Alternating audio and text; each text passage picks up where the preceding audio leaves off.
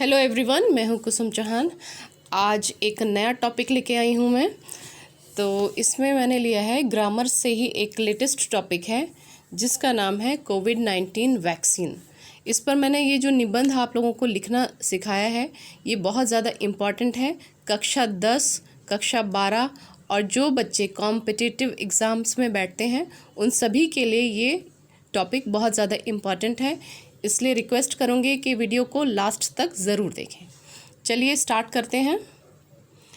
तो वैक्सीन आपके शरीर को किसी संक्रमण से बचाती है। माने वैक्सीन क्या होती है ये पहले जान लेते हैं। वायरस गंभीर बीमारी या पीढ़ी दर पीढ़ी चली आ रही बीमारी से लड़ने में आपकी सहायता करती है। इसे लगाने से आपकी रोग प्रतिरोधक क्षमता बढ़ जाती है।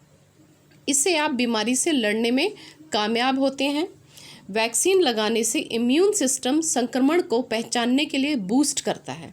उसके खिलाफ शरीर में एंटीबॉडी बनते हैं जो बाहरी बीमारी से लड़ने में हमारे शरीर की मदद करते हैं और हम बीमारी की चपेट में आने से बच जाते हैं।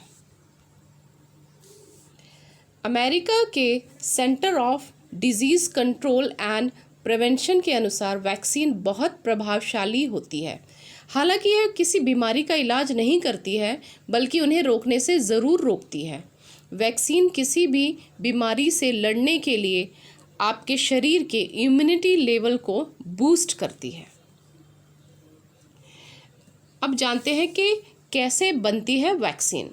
वैक्सीन में मरे हुए बैक्टीरिया, कुछ प्रोटीन और वायरस होते हैं जिन्हें बॉडी में डाला जाता है।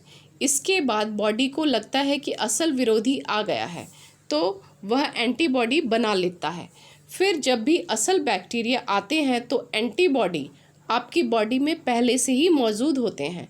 जब छोटे बच्चे को टीका लगाया जाता है तब उसे हल्का बुखार आता है। इसका मतलब हुआ कि टीका अपना काम कर रहा है और एंटीबॉडी बना रहा है। वैक्सीन का काम होता है लोगों को बीमारी होने से बचाए। ये बीमारी होने के बाद की दवा या इलाज नहीं है। उसके बाद सवाल आता है कि वैक्सीन सुरक्षित होती है क्या? तो चीन में 1786 में एक परीक्षण किया गया था। इसके बाद से वैक्सीन शब्द का प्रचलन हुआ। वैक्सीन को आज के वक्त सबसे बड़ी उपलब्धियों में गिना जाता है। WHO के मुताबिक वैक्सीन से एक साल में करीब 30 लाख लोगों की जान बच जाती है।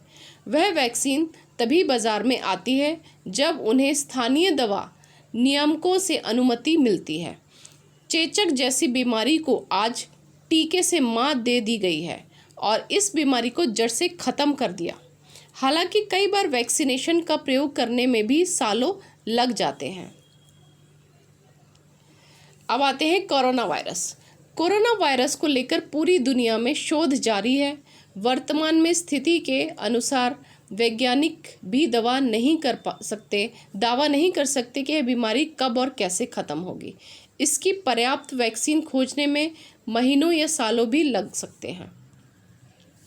वैक्सीन के क्या फ़ायदे हैं? वैक्सीन आपकी बॉडी में एंटीबॉडीज़ पैदा करती है। इसे लगाने से आपके शरीर की रोग प्रतिरोधक क्षमता बढ़ती है। इसे बीमारी की जकड़ में आने से पहले लगाया जाता है। कोरोना वैक्सीन इस बात का सबसे बेहतरीन उदाहरण है।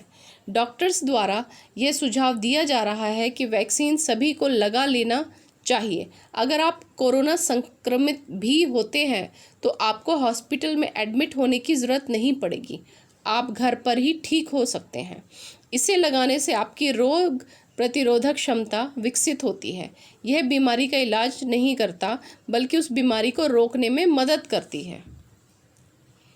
अब इसके फ़ायदे भी जान लेते हैं। वैक्सीन के फ़ायदे। वैक्सीन आपकी बॉडी में एंटीबॉडीज़ पैदा करती है। इसे लगाने से आपके शरीर की रोग प्रतिरोधक क्षमता बढ़ती है।